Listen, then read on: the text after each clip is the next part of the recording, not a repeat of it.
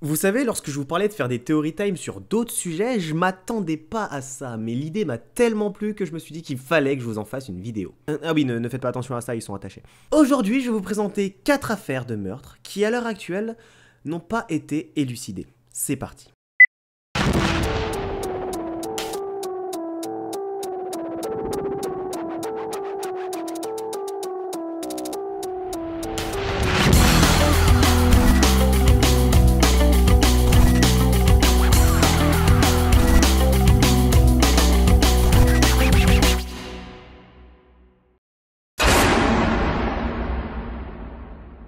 La première affaire dont nous allons parler concerne une certaine Gaëlle Fosset. Pour vous la présenter simplement, c'est une jeune fille née en 1995, 5 ans après son frère. Et on va avancer directement à son emménagement avec un certain Steven, dans une maison située pas loin d'Orbeck, en Normandie. Nous sommes donc le 27 avril 2007. Ce soir-là, les parents de Gaëlle, qui tiennent une boulangerie à Orbeck, attendent que leur fille revienne avec leur voiture. Mais elle ne répond pas à son téléphone. Ils finissent évidemment par appeler Steven. À 22 h, Jean-Paul Fosset décide donc de se rendre chez Gaëlle. Il est accompagné d'une voisine et d'une amie de Gaëlle. Et la voiture en question est bien sur le parking, mais la maison, elle, est fermée. Pourtant, on entrevoit la lumière de l'appartement de l'extérieur. Jean-Paul a donc décidé de faire un aller-retour pour aller récupérer un double des clés. Et un pompier volontaire alerté par Steven a décidé de venir en renfort. Malheureusement, ce qu'il constatera, c'est la mort de Gaëlle.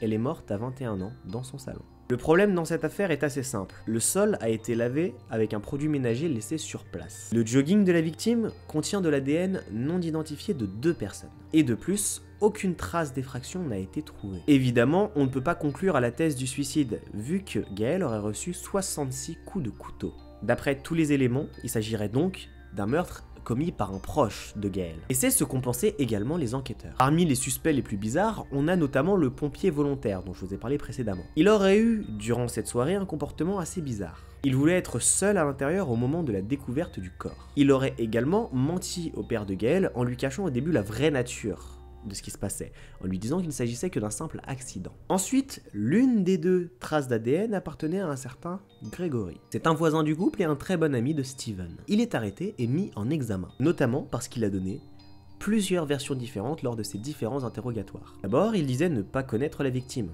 alors que pourtant, il a fréquenté la même école que la victime, de la maternelle au CM2. Évidemment, je tiens à rappeler que c'était un très bon ami de Steven. De plus, il ne possède pas d'alibi. Il ne s'est pas non plus rendu à son travail le lendemain. Mais malheureusement, il n'y a pas eu suffisamment de preuves matérielles accablantes pour pouvoir le faire condamner. Il a donc été remis en liberté, mais pourtant, il a bel et bien été condamné pour agression sexuelle dans une autre affaire. Ce sont des faits antérieurs au meurtre de Gaëlle Fosset. Pourtant, malgré tous les suspects et ce que j'ai pu vous dire, aujourd'hui, rien ne permet de déterminer qui a tué Gaëlle Fosset.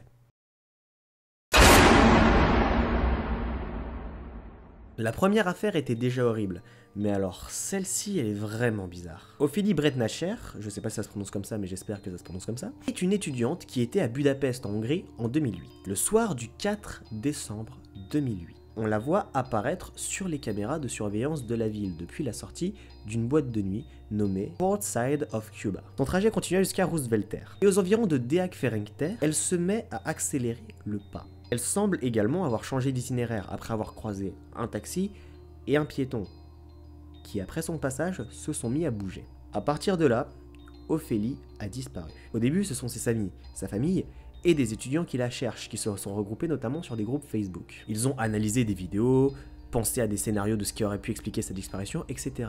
Même les gars de l'enquête de Willem, vous faites pas mieux. De son côté, la police hongroise traîne les pieds pour ouvrir une enquête.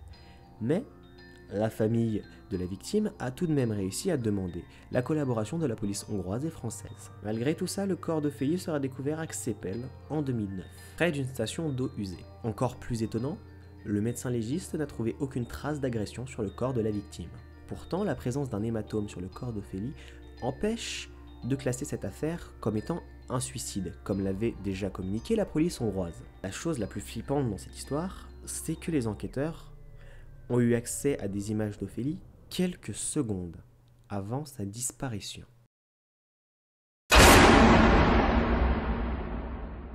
Alors là, on n'a pas une victime à déplorer, mais 5. Pour les Belges qui me regardent et qui n'habiteraient pas très loin de la ville de Mons, sachez qu'entre 1996 et 1997, il y a eu d'étranges découvertes. Le 22 mars 1997, un policier du nom d'Olivier se rend sur son lieu de travail à Cuesmes. Mais en passant, il remarque 8 sacs poubelles dans la rue Émilie van der Velde en contrebas. Dans chacun de ces sacs, il y a des restes de corps humains. Après enquête, il sera déterminé qu'il y a dans ces sacs les bras et les jambes de 3 femmes. Le lendemain, un 9e sac sera découvert, toujours dans cette même rue. Le 24 mars, rebelote. Un 10e sac est découvert, mais cette fois-ci au chemin de l'inquiétude de Mons. Celui-ci contenait un buste de femme. Mais ce n'est pas fini. Le 12 avril, 2 nouveaux sacs ont été découverts. Encore?